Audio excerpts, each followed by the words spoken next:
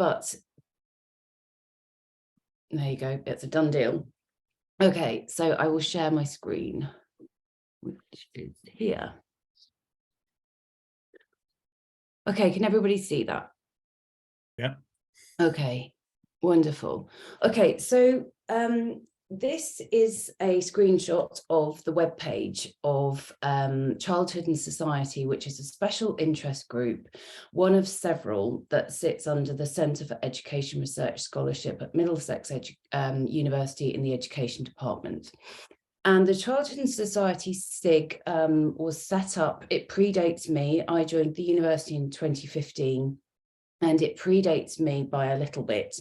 And when I came to the university, I was gifted the special interest group to take up and to build research capacity and to find ways of points of connection amongst the education department. There are many of us working researching in childhood studies in lots of different ways, but there are synergies, there are connections, and there are crossovers. So that's the objective of the special interest group, is to bring those scholars and researchers together across these points of difference and to find these points of connection. And as this description here clearly states, it's the objective is to promote debate on practices and theories shaping education, welfare, and lives lived by children in contemporary societies. And a lot of our work is theorized, and we draw on different theorists. I'm really steeped in post-humanist, feminist, eco theories currently, and we have researchers working with a range of different theories, and we see them as complementary, not as one being superior to another, but that they can work together to generate interesting insights and knowledges about childhood that push our thinking in new directions. And we're thinking about children and childhood in the very broadest sense, and particularly how childhoods are performed, enacted, and emerge through the everyday. And so that's not just within institutional context, but through the everyday, within families, within homes, schools, and the in-between spaces. And the thing that we're really interested in is not a very narrow focus on child educational attainment through ages and stages, but thinking about children and childhoods much more expansively. So thinking critically about play and children's art and digital technology, children's rights and participation. So it's a very, very broad church that we're bringing together of childhood scholars and researchers, but we're united by this commitment to think critically and to think with children, not to do research on children, but to research with them and to learn from them and to learn from a childlike sensibility and way of being in the world. So that's the special interest group. It's been running, as I say, since 2015, and it's been a really exciting space, and it's been a very inclusive space, and we want to continue that work going into the next wave of the SIG. So these are just a few images, actually, that you can find on our website. So all of this, pretty much all of the seminars that we've delivered as part of the series have been recorded and are publicly available on our website. And that's been really useful, not just during the pandemic, but more generally. People can dip into them at their own leisure, they can come back to them.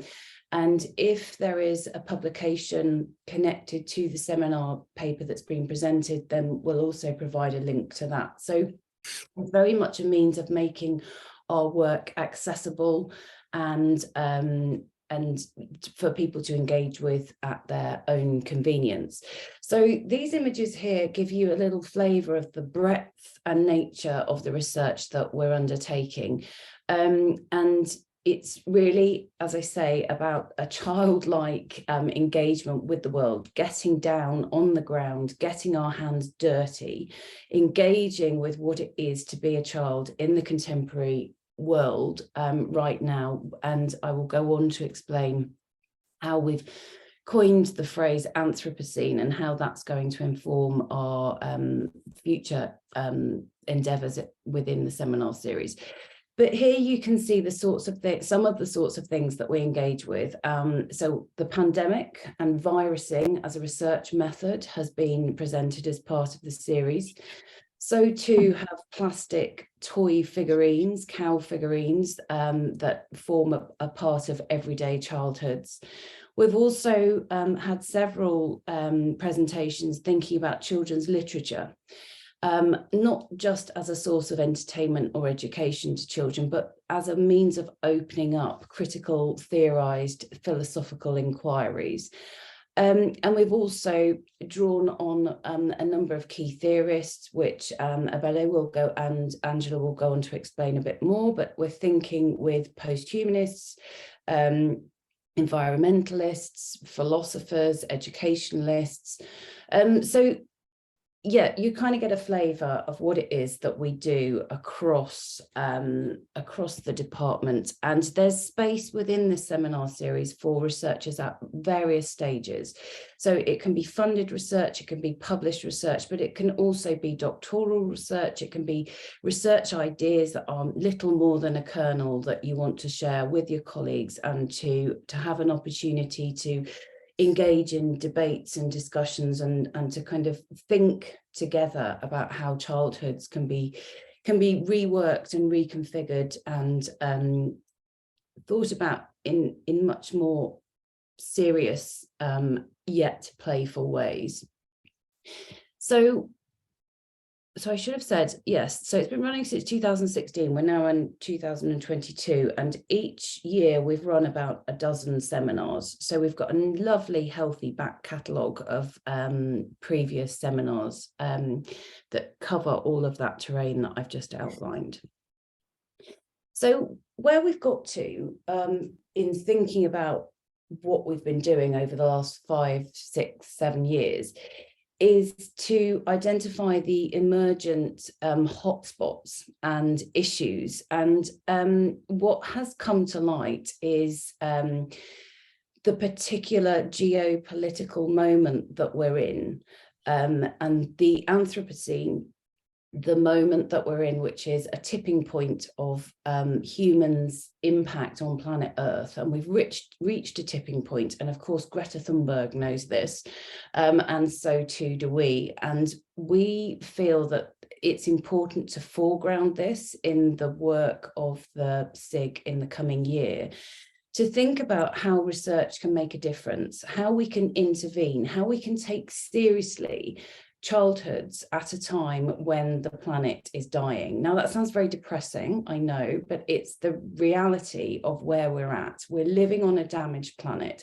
and we owe it to children to engage with the world and our place within the world in ways that recognise that we're not separate from the non-human and the more than human. We're entangled, and we have a responsibility, an ethical responsibility, to tune into the world as it unfolds and to take seriously the challenges that we create and that it presents us with. So it feels like a really exciting turning point for us as a collective of scholars and researchers.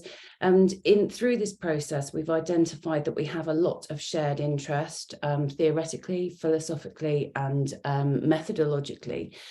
And so in thinking about how we take this work forward, we've come up with the Childhood and Society SIG Seminars 22-23, Child/Hoods of the Anthropocene. So we're thinking about the slashes will become evident, but we're thinking about child not as an individualized human subject, but as part of a wider cultural phenomenon, childhood. But childhood is not a singular thing, it's plural, it's multiple, and it's deeply embedded in the Anthropocene, in the creation of the Anthropocene and the responsibilities that we have to take this moment seriously. So as part of this, we came together across the department and thought about what work are we currently doing? What are we doing that contributes to and unsettles these kind of damaging and problematic logics of the Anthropocene. And it came to light that there is a lot of important work going on pedagogically in terms of eco-pedagogies, which Abele is going to share with you shortly. And thinking about how that pedagogical work is informed by our research and scholarship. So this is really important that we make very visible the synergy and the possibilities that bringing our research, theorized philosophical research, together with our pedagogical work can make a really significant difference to what we do, how we think, and the difference we can make in the world when we take children seriously and work with them as co-researchers and serious human beings that we can and learn with and from, not just about childhood, but about the world more in a greater, bigger, more expansive sense. And then in addition to that, and they're not separate things, we're seeing these as twin foci that will entwine and weave in and out of each other over the coming months of the seminar series, is to think about difficult dialogues. And of course, the Anthropocene in and of itself is a difficult dialogue. You know, when I say the dying planet, the damaged planet, there's a sharp intake of breath. This is difficult knowledge. And there are many other difficult dialogues that present themselves in childhood contexts that we have a responsibility to take seriously and to engage in conversations about. And as Angela will go on to explore, we need to ask ourselves, for whom are the dialogues difficult? Quite often it's the adult. And if we work in other ways with children that view them as agentic and powerful and knowing, then we have an awful lot to learn. So we see these two threads weaving throughout each other and complementing each other, the eco-pedagogies and the difficult dialogues. So at this point, I'm going to hand over to Abele to tell us some more about the eco-pedagogies aspect of this initiative. Thank you, Jane. So welcome to the Childhood of the Anthropocene's Eco-Pedagogist, Post-Humanist and Feminist Childhood Studies and Practices.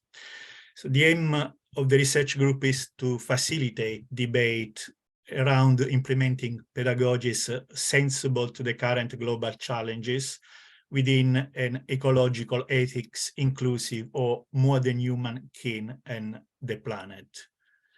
Next. So our inspiration is eco-pedagogy as articulated by Paulo Freire and other scholars who followed Freire or have followed similar pathway, as well as post-humanist and feminist childhood studies, with the intent, as Donna Haraway says, of bringing practices, philosophies, and activism together in order to reimagine social studies in other worldly ways and of decolonizing and de-recentralizing pedagogical perspectives to actively participate in world-making practices in the pursuit of more livable worlds. So in the context of the environment malaise that characterizes our times, there's a need for eco-pedagogies that focus on critical thinking for the promotion in the child of active and responsible citizenship, and that are sustaining, as Richard Kahn says, of a life and creativity firmly grounded in a material and social understanding of our interconnected organic existence as a starting place for classroom practice and political strategies for reinventing the world. So these are just some of the scholars you see here on this slide who have inspired our research: Paulo Freire, Antonia Darder, Richard Kahn, Greta Gard, Donna Haraway, Vandana Shiva, Robin Wall-Kimmerer, and of course many others as well. So my research in particular is on eco-criticism and eco-pedagogy. I have published a book on an Italian pedagogist, Danilo Dolci, and I'm currently writing and co-editing a book to be published by Routledge, titled School Children as Agents of Change, Raising Up Critical Thinking and Judgment in the Early Years, which focuses on eco-pedagogies and sustainability as well. Research on eco-pedagogy is also undertaken, as you know, by Jane Osgood, who has published extensively on posthumanist and feminist childhood studies. Victoria De Rijke as well is published on eco-pedagogies and eco-criticism with her work on children's literature. Angela Scolan was published on sustainability, creating a sustainable future, and hope others of you as well participating today will join us. And next. So let's say something on eco-pedagogy. So it's rooted in critical theories and Freirean popular education movements in Latin America. And it's a, could say that, yeah, could look at eco-pedagogy as a sort of transformative teaching in which educators dialectically problem pose the politics of socio-environmental connections through local, global, and planetary lenses. So eco-pedagogy starts and thus is rests on that in the awareness of the ecological crisis that characterizes our times.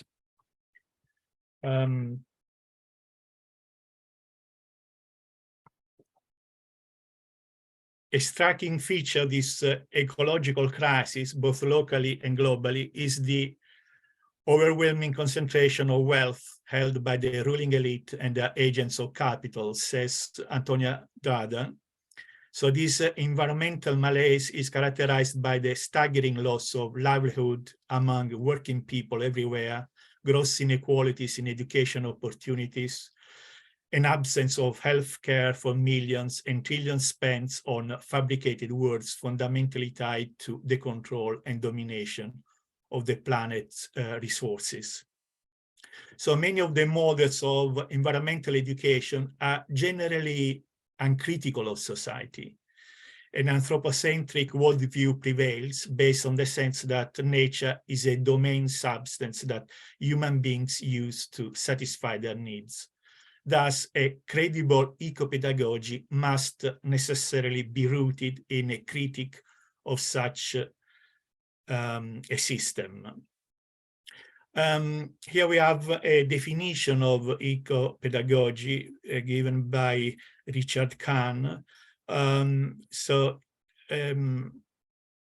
to Kahn, eco-pedagogy seeks to interpolate quintessentially Freirean aims of the humanization of experience and the achievement of a just and free world with a future-oriented ecological politics that militantly opposes the globalization of neoliberalism and imperialism on the one hand, and attempts to foment collective eco-literacy and realize cultural relevant forms of knowledge grounded in normative concepts such as sustainability, planetarity, and biophilia on the other.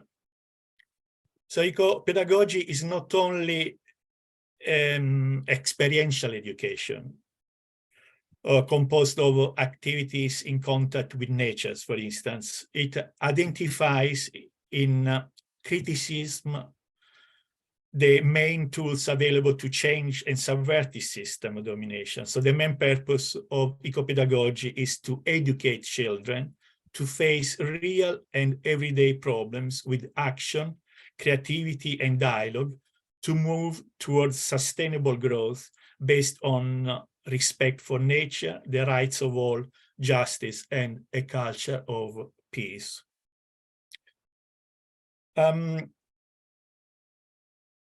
As for a feminist, or rather eco-feminist perspective, I like to mention Greta Gard, next please, who has integrated her work with eco-pedagogy and eco-criticism perspectives too. So Greta Gard says that the only possible way to resist domination is to develop a sense of self interconnected with the natural world and all creatures, human and non-human beings living on planet Earth. So ecofeminist activism predates research. So with several demonstration actions such as Feminists for Animal Rights, Women's Pentagon's Action, and so on. In literary studies, the two separate but simultaneous work of Patrick Murphy and also, mentioned Greta Gard, have then provided new text of new readings. So in the year 2000, for instance, so the year 2000 saw the publication of volumes by Glinskar, like Ecofeminist Literary Criticism, by Lorraine Anderson, Thomas Edwards, At Home on This Earth, 2 centuries of US women's nature writing. So the meaning of environmental feminist work in the fields of art and literature, as well as that of literary criticism, has been firmly established.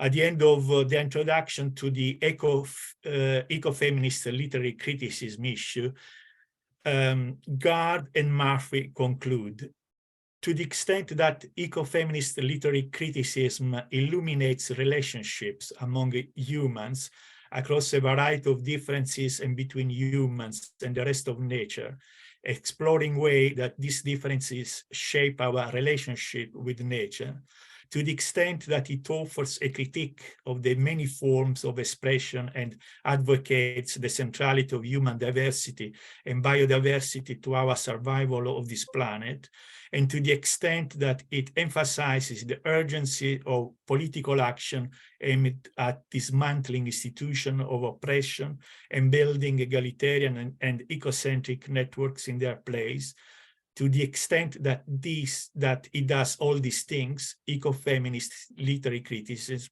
has a vital contribution to make. Next, please.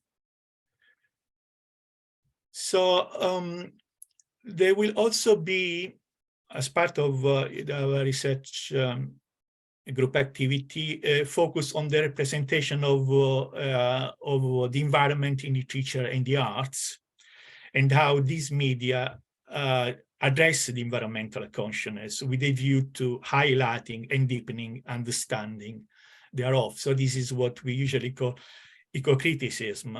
Some eco-critics choose not to interrogate either the literature or physical environment for an understanding of their links to culture, human society, politics, or history, but Kamala Platt rejects this as a form of literary criticism, where the text is not seen as an expressive agent for social change. Platt, on the other hand, focuses instead on the text, on texts that are created to promote both environmental well-being and social justice, texts that expose environmental racism and closely linked degradation to Earth. So stories for children that examine how human rights and social justice issues are linked to ecological issues, how environmental degradation affects human communities, and how some human communities have long sustained symbiotic relations with their Earth habitats. So just to conclude, research scholars, professionals working with children are invited to contribute to our debate that aims to explore how, in the words that Jane mentioned before, or Donna Haraway, the decisions and the transformations are urgent in our times for learning again, or for the first time, how to become less deadly, more responsible, more attuned, more capable of surprise. So, next, please. We organize activities, promote and facilitate seminars, workshops, and other activities, and carry out, of course, fundamental original research with the aim to contribute to academic professional books, journals, articles, and other publications that works with teachers, scholars, to explore, develop, deepen, and disseminate the research aims and the objectives of the group. We have established some links and collaborations with other universities, for instance, University of Turin, the University of Timisoara in Romania, University of Northampton, the Royal Institute of Technology of Stockholm, and the European Center of Studies of Initiative of Palermo, Italy, and so on and so forth. So this is just to give you an idea of what we planning to do. And of course, well, just to, as Jane has already done, I would like just to invite you to send an abstract if you like to, to participate to our seminars, to be part of our research group. You got my email address here, a.longo@mdx.ac.uk. I mean, you can just send me a title, to be honest, and some ideas, and I will be more than happy, of course, to contact you and to discuss your proposal. If possible, please contact me before the Christmas break, of course. And that's all for me. Okay, thank you. That's wonderful. Thank you so much, Abele.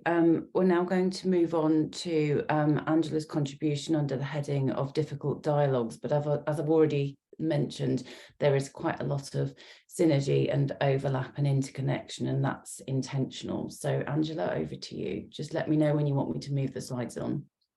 Thank you. Thanks, Jane. Thanks, Abel. So building on everything that Jane and Abel have shared with you, I'm not going to repeat and go through, but obviously there's a real synergy between our connections and overlaps. And so difficult dialogues, what is it? It's about building on the thoughts, the questions, the curiosity, the research, the publications, the praxis, all of those things together when we are working with and for children or across services. What kind of provocations sit with us and maybe stay with us and cause emotional impact or labour that kind of impacts on our thinking. And sometimes the personal us or the professional us or the academic us maybe doesn't always find that place and space where they can talk about particular issues relating to working with and for children. So difficult dialogues is really thinking about having spaces for talking, engaging, connections, really thinking of socio-cultural spheres that we are part of, that we transition in and out of constantly. So thinking about the education, the care that children engage with, intergenerational relationships, perhaps children's services looking at social work, early years, education, politics, and health and religious studies, for instance. All of these areas that congregate and merge together create lots of provocations and opportunities for us to be thinking about, but sometimes there isn't always that opportunity to have dialogues with others who want to invest in that emotional let's call it labour. Actually, sometimes that dialogues which are difficult can generate. So it's really about thinking about the space and the place to have a difficult dialogue, but also the people that you can connect with. So this group really wants to open up and work with what you're doing, but to draw on some particular aspects of practice that maybe haven't shone the light on the depth of your reflections. So what do we mean by difficult dialogues, and how might dialogues differ to talking or reflecting? So in a minute, I'll share some philosophy and some theory with you that kind of underpins the difficult dialogue group. But just thinking about the discipline This group really erupted from the discipline of early childhood studies and the sociology of child. So really research and discussions that I was having with others across all of the networks that Abel was talking about and Jane, but also across the early years, the early childhood studies degree network, for instance, and across all of the groups that work on behalf of children. There's lots and lots of depth and issues that are arising that kind of need more space and energy and time and trust to be able to talk about them in a space where that can happen. So the difficult dialogues is really offering opportunity for anybody that's working, researching and engaging with children and for children to talk about areas that maybe we need to talk more about so that we can learn and connect more. Next slide, please. So with the difficult dialogues, the underpinning theory behind the group, and again, it's always open to extend and be created further, but David Boom's work on dialogue particularly really influenced the difficult dialogue agenda and philosophy. So it's really focusing on shared meaning, the nature of collective thought, and an overview of fragmentation. And that means that sort of we want to be aware and to be much more conscious of the microcultural context that we're in and that we're impacting on. We want to think about undirected inquiry, and we want to, Boom provokes us to think about striving towards impersonal communication and collaboration and reflexivity, to be the observer, to be the observed, and then to observe the observer and the observed. So lots of kind of dimensions and layers of reflecting and thinking about what it is that we're doing. So, for instance, Boom provokes us to think about during dialogue, there are many expectations to participate, but he really provokes equity. So how do we participate fairly and equally so that we're included, and where is that space provided for that? And thinking about, as Jane was talking about earlier, and Abel, the emotional connections that we have when we want to explore something together. But there's a lot that happens when we want to have a dialogue and we want to explore. It doesn't just happen.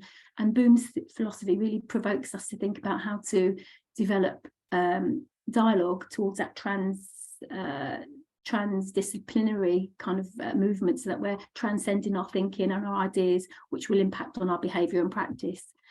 So he argues that the realities and the knowledges, again, are fragmented, so we never ever really have a full picture of anything, although we often do because of the discipline we work in, the training that we've had. So Boom really does provoke for us to transcend our thinking, our understanding and our consciousness, and that happens through genuine dialogue together towards a participatory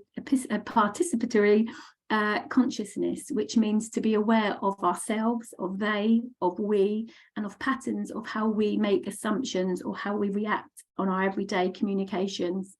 So vital ingredients for dialogue are the environment, and we need an environment that is enabling.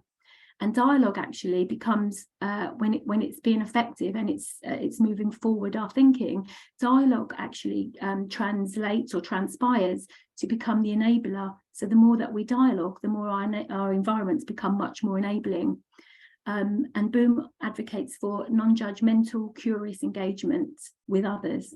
So we have to transcend our personal and professional thinking and identities to move beyond that. And that doesn't just happen, that takes a while. So again, dialogue is based on not having an agenda.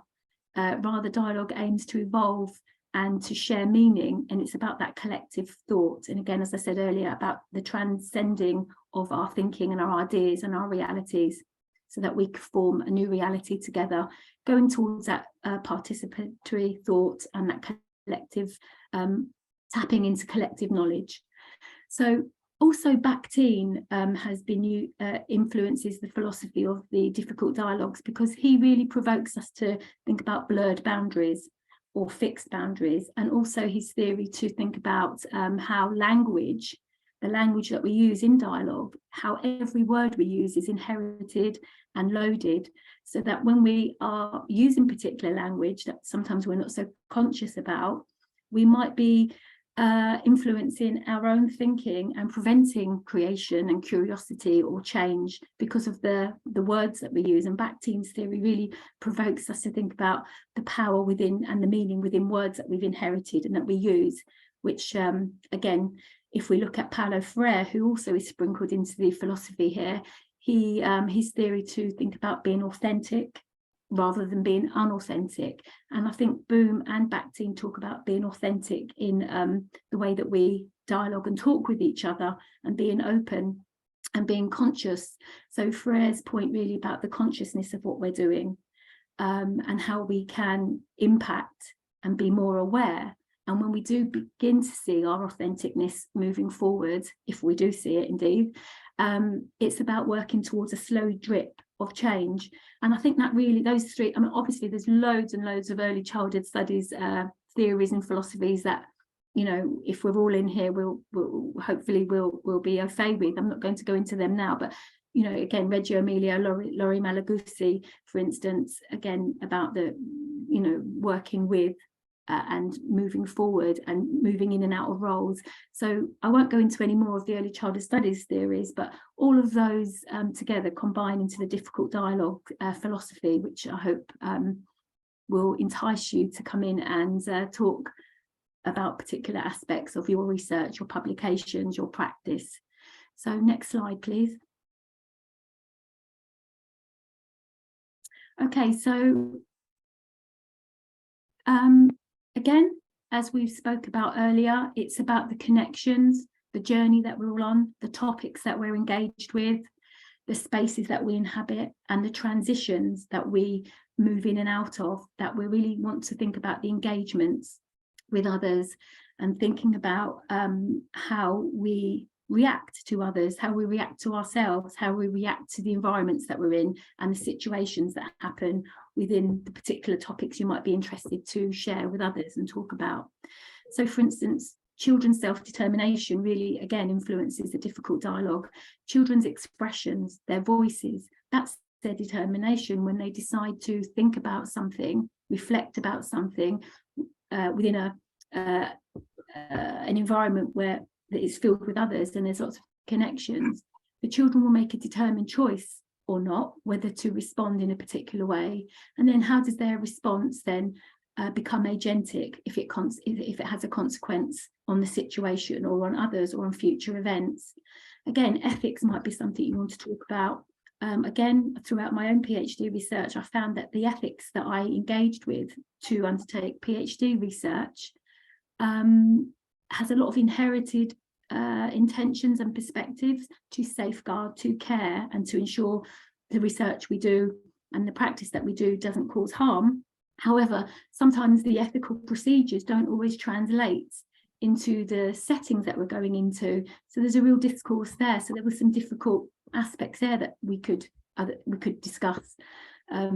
Again, something about language, perhaps in your research, in your role that you're engaging with, or intergeneral relationships, perhaps some links to loneliness or miscommunication or misunderstanding, or actual strengths in intergenerational relationships can be looked at further. And again, our expectations of ourselves and others and the roles that we have, how does that impact on those who work with and for children, and how does it impact on children? And what are children saying and responding? How are they responding? Again, lots of reflexivity, children's rights, listening filters and listening levels and pedagogical approaches really kind of can be explored to think about how we can transform what we're thinking either on our own or in small groups with the wider communities that we can engage with through these networks on this SIG forum. Next slide, please. So, difficult dialogues. If there's something that you would like to share with us, that it's an aspect of your research or publications, your practice, that it's something you haven't thought about or you've been provoked or you want to find a forum for it, please do contact on these details here. And again, I know that a lot of the things that we're looking at are very cross-fertilizing, so you might be not sure which group to go into. So do have a chat with Jane, Abel or myself, and we'd be really delighted to engage with you, build up our networks. And again, it is we do say present what it is you want to, but it doesn't have to be presentation. We might want to have an open discussion about the topic and just have a free-for-all, sort of like wacky races, to see what happens when we get together. Well, as you can see, I just timed myself now, so I just need to turn that off. There we go. So I think that kind of covers, there we go. I think that covers the difficult dialogue. So it's really open to your take on what you feel would be difficult and why, and then how we can respond to it as a network and work towards publications, future projects, or just enjoy the actual engagement of dialogue and connecting with others. So thank you. Back to you, Jane. Perfect timing. Well done, Angela. Awesome. I think that's given us so much food for thought, and whilst there are overlaps and connections, there are obviously distinctions. And as you were speaking, Angela, I was thinking how each of those topics that you raised could be critiqued for being overly anthropocentric. So when we think about language, are we only talking about human language, or can we think about rights beyond human child rights? Or, you know, are human child rights connected to land rights and tree rights? And, you know, so there's all sorts of, I think, really interesting and innovative and creative ways that the issues that you raise can be tackled and dealt with. And I think what really came through from both of you is the importance of connecting philosophy, theory, practice, research, and real life community and engagement with children. That's what's at the heart of all of this. So I think it's kind of a very wide open invitation to everybody to take this up. And however it's spoken to you, to respond accordingly and have these conversations with any one of the three of us about how your work and your ideas might fit. We would love to welcome you to come and present. We have some presenters lined up, but we have these dates fixed. And the seminar has, well, I've tried lots of different timings and deliveries, and the one that seems to work the best is this Monday lunchtime slot online. That doesn't mean that there can't be additional activities and gatherings and groupings outside the seminar series itself, but these are the dates that we're looking at, and they take into account bank holidays and so on. And the general idea is that the eco-pedagogies will thread through the difficult dialogues, but as you've seen, there's likely to be places where you could fit into either one, and that's kind of the point, so that the two strands are in conversation with each other.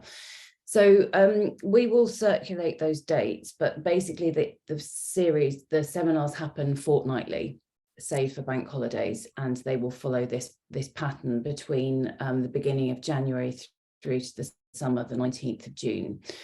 So we hope that's whetted your appetite, and we really hope that you will contact us, send us a title. If you haven't got as far as an abstract, that's fine, but a title and some half a dozen bullet points of the sort of thing you might cover, that would be wonderful. So you can find out about the series via our website here, and you just tick that tab there, our research, and it will drop down to Childhood and Society SIG, and the other SIGs are there too. And then within that you can find the past seminars, the recordings, the kind of back catalogue of what we've done.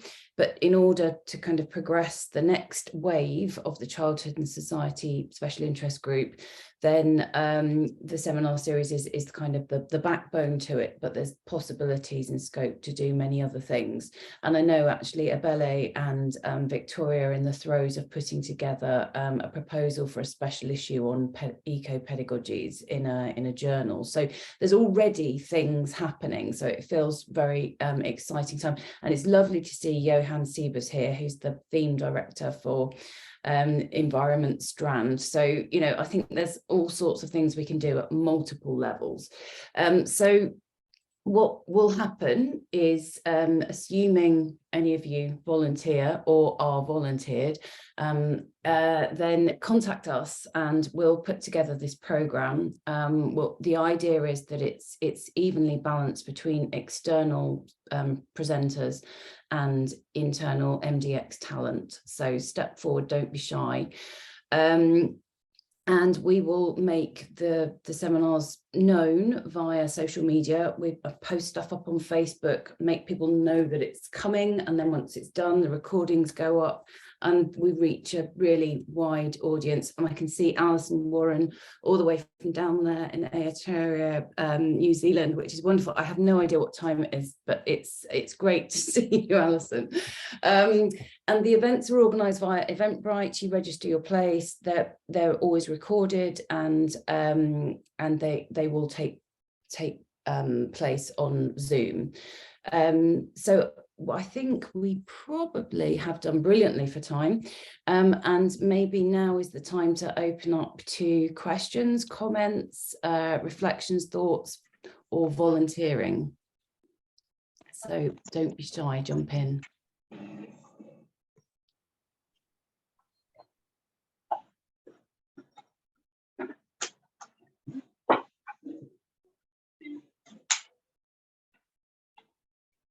Oh, Johan.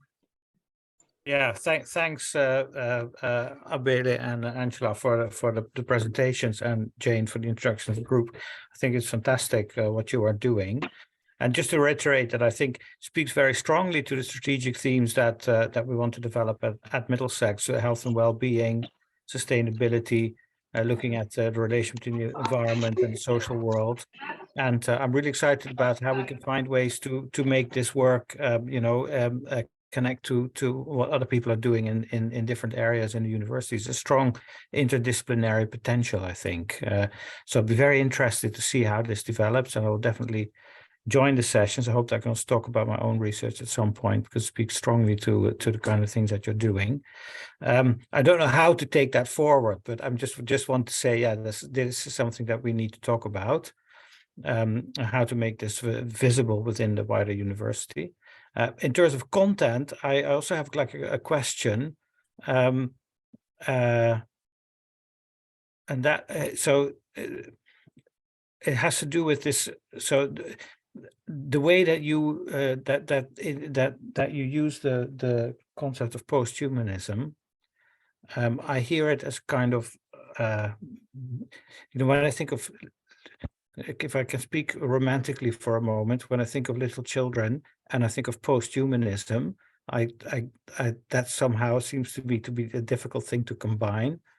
But I understand from the what the three of you have been saying, that there is here a kind of posthumanism as kind of more than humanism. Mm-hmm.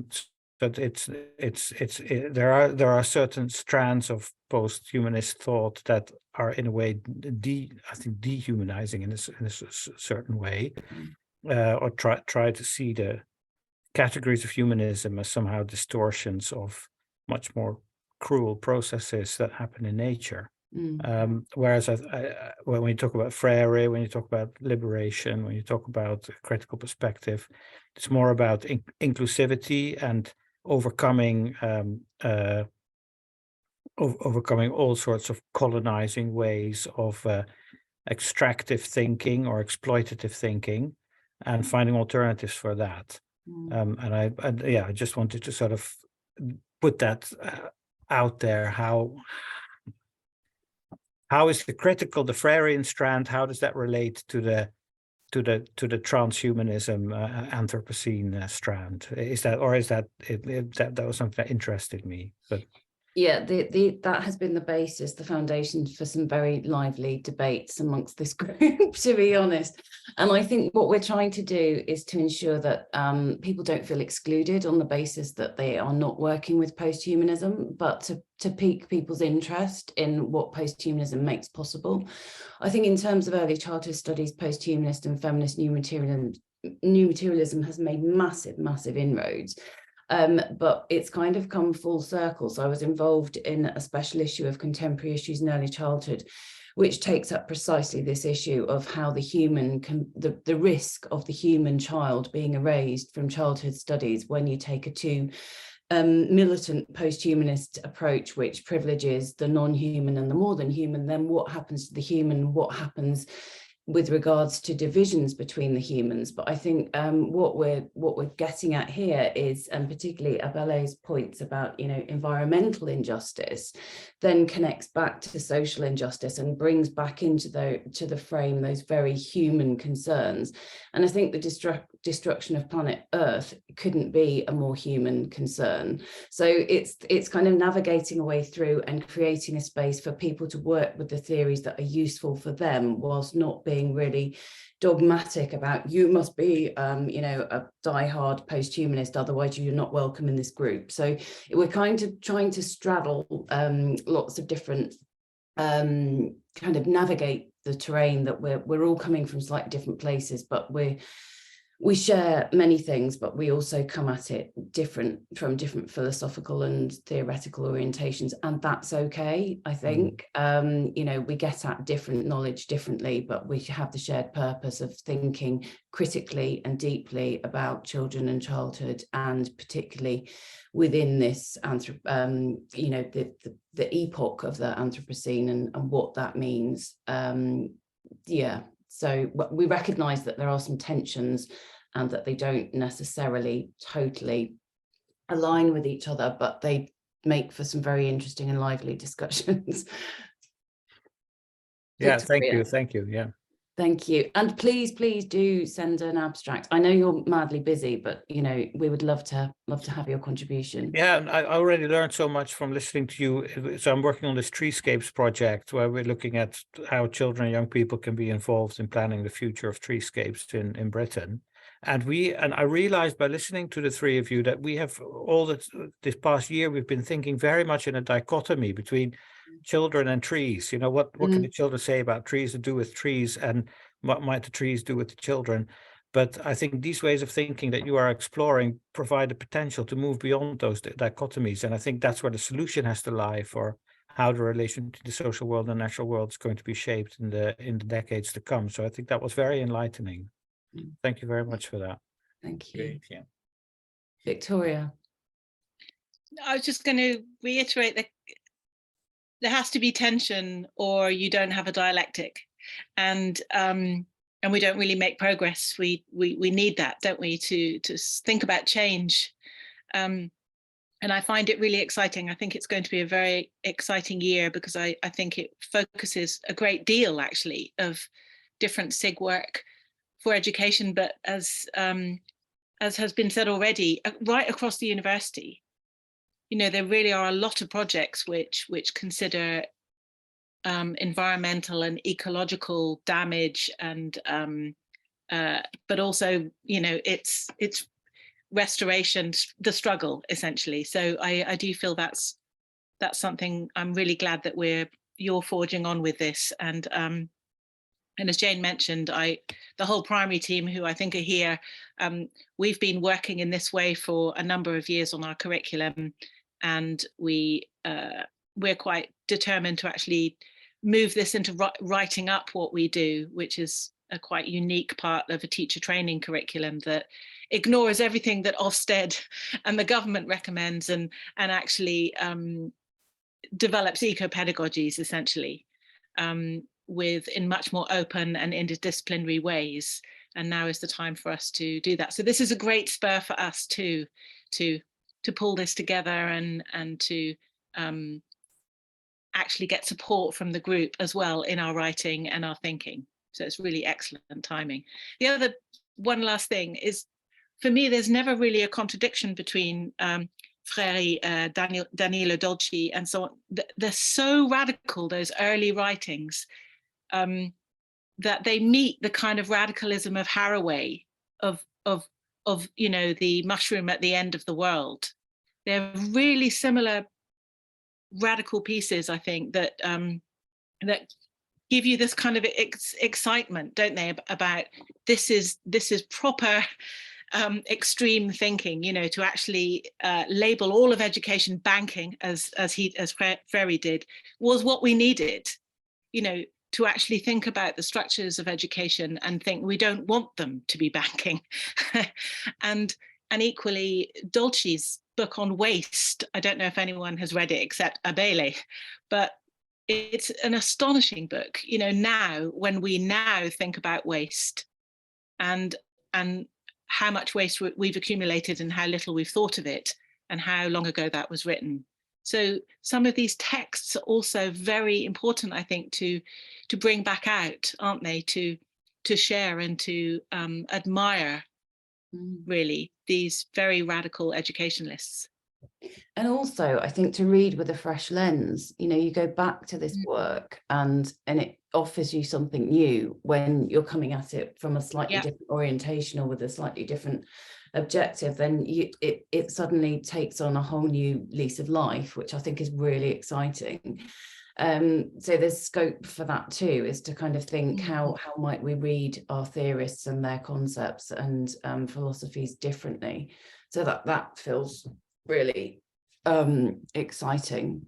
Okay, does anybody else have anything they want to raise?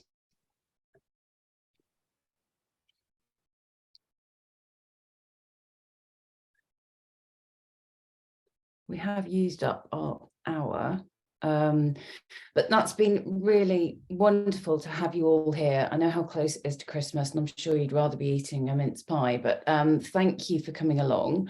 And please do get in touch with us. We want to get this seminar series kind of fixed, at least with presenters and working titles, as soon as possible. So if anything comes to you over the next couple of days, then email us, let us know, and we'll get this rolling. And we hope to see you all at the seminars in the coming year. Thanks so much.